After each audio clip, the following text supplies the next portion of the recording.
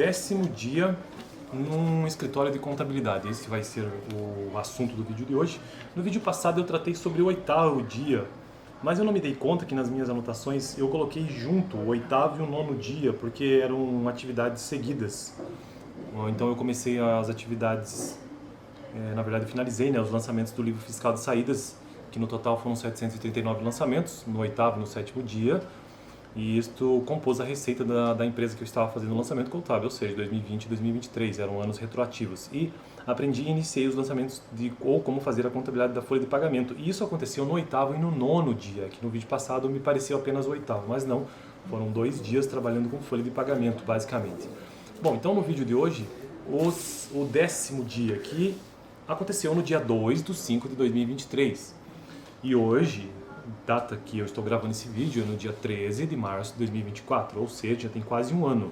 Eu já não estou mais trabalhando no escritório de contabilidade por vontade própria mesmo, não tive mais interesse, porque eu percebi que um escritório de contabilidade, basicamente você, na maior parte das vezes, apesar de ser um conhecimento incrível, muito bom, na maior parte das vezes você está mesmo trabalhando para o governo, e isso me deixou um pouco desanimado, sabe?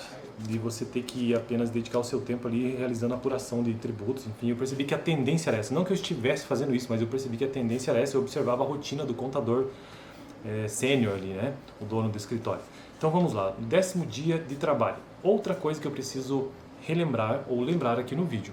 Quando eu digo assim que eu trabalhei por 50 dias seguidos, que essa série aqui no canal, a playlist é 50 dias trabalhando no escritório de contabilidade, não é que eu tenha trabalhado 50 dias corridos no escritório, não foi isso que aconteceu.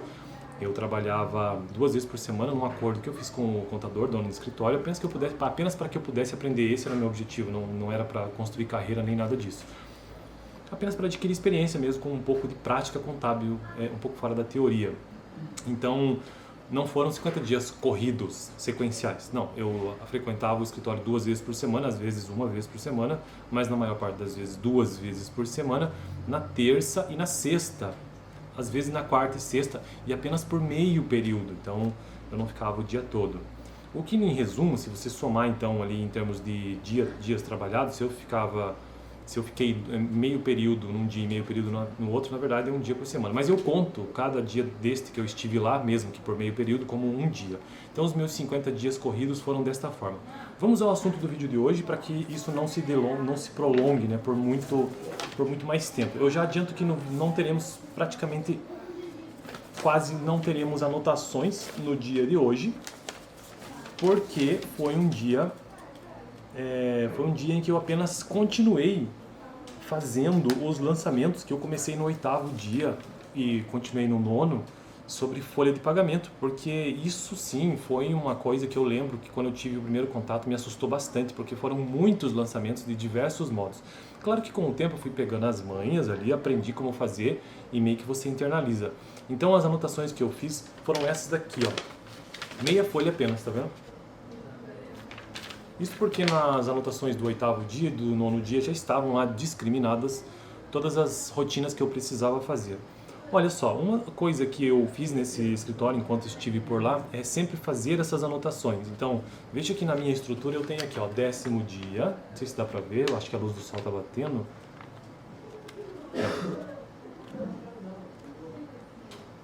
Não sei se vai aparecer, mas enfim, aqui está escrito assim, ó, 10º dia, a data, o dia da semana, e o título sempre foi, né, rotinas contábeis.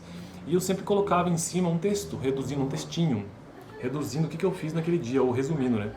3 pontos, continuei fazendo ou elaborando ou lançando os lançamentos de folha de pagamento desta empresa X, né, que no caso era uma empresa de alimentos. As contas que eu movimentei neste dia, as contas contábeis, né, que eu movimentei neste dia foram salários e ordenados, tanto a pagar, ou seja, lá do balanço patrimonial, como despesas ou despesa com salários e ordenados como uma conta de resultado, lá na demonstração de resultado do exercício. Também movimentei INSS a recolher, e aqui cabe uma observação interessante que eu aprendi no escritório de contabilidade que de fato acontece na prática. Essa questão de nomenclatura é bastante importante, neste caso do plano de contas, porque esses nomes de contas aqui que eu estou mencionando, não existe algo que você tenha que seguir exatamente para construir no seu escritório de contabilidade, não existe isso, mas existe uma certa certas regras informais assim entre os escritórios e aquelas mesmo que você aprende na faculdade. Então aqui temos uma delas inclusive. Então a gente aprende que tributos em geral são sempre a recolher e não a pagar. Então o INSS é a recolher. E o contador fez questão de enfatizar isso para mim, para que eu pudesse aprender. Sempre que se trata de tributo, não é tributo a pagar, mas sim tributo, o INSS a recolher nesse caso, né? Nesse caso específico do INSS que eu estou mencionando. Próximo lançamento, próxima conta movimentada, então ó, salários e ordenados a pagar como conta do passivo, despesa com salários e ordenados como conta de resultado. INSS a recolher como conta patrimonial, seja lá do balanço patrimonial, do passivo, né? Vale transporte como conta do passivo também, de resultado e patrimonial. FGTS a recolher como conta patrimonial. Então veja bem, recolher, olha o termo, recolher. E despesa com FGTS também. Agora eu não lembro se aqui era despesa com FGTS ou não. E por fim, outras contas movimentadas foram a de 13º e também a conta de férias. Então, foi isso que eu fiz no 10º dia, os lançamentos de folha de pagamento, movimentando estas contas. Deixa eu ver se eu consultando a folha do dia 8 e 9, eu posso trazer mais algum comentário sobre isso, porque aqui eu apenas tenho estas anotações. Eu não repeti tudo aquilo que eu fiz, né? 8º dia, tá. Deixa eu só ver se vale a pena a menção de algo por aqui. Ah tá, é que, veja bem, de onde que eu tirei essas informações que normalmente todos os escritórios também tiram para fazer sua folha de pagamento, né? Eles observam um espelho de resumo de folha de pagamento de acordo com o programa que você faz esse lançamento, né? Neste caso eu aprendi coisas do tipo o que são proventos, ou seja, salário de família, salário mensalista, o que são descontos, vale transporte, INSS, e fui observando toda essa estrutura desse documento, desse espelho, resumo da folha de pagamento. Então ali você vê a quantidade de funcionários, você observa o valor líquido do salário, os proventos, os descontos do FGTS. E aí eu utilizei o sistema para fazer esses lançamentos. O sistema foi o contábil SCI, pelo menos eu não sei como que está hoje em dia, mas em 2023 o escritório utilizava este programa. Então, como eu já mencionei, as principais contas movimentadas foram salários e ordenados, como conta de despesa, INSS a recolher, vale transporte, INSS a recolher no passivo, Prolabore, salários e ordenados a pagar ou Prolabore, e também FGTS. Não sei se compensa eu mencionar o débito e o crédito de cada uma delas, eu acredito que não. Que mais? Olha, eu acho que para o vídeo de hoje está bom, apenas para mencionar então que neste dia eu continuei fazendo esses lançamentos que me deram muito trabalho. E uma coisa que eu achei bastante interessante nesse dia é que o contador, como eu estava tendo dificuldade de compreender todas essas contrapartidas entre contas do balanço patrimonial e demonstração de resultado, então o contador disse para mim assim, ó, faz o seguinte, senta na cadeira, aqui estão as movimentações, aqui estão os dados do resumo de folha de pagamento e tente lembrar e construir isso em razonetes, que foi o que eu fiz. Eu peguei uma folha e fiz razonetes mesmo, aquele T, e fui colocando o nome das contas, salário a pagar, qual é a contrapartida, assim. Então isso me ajudou muito a compreender. Por quê? Aqui está inclusive alguma parte, ó. Isso eu acho muito interessante. Por quê?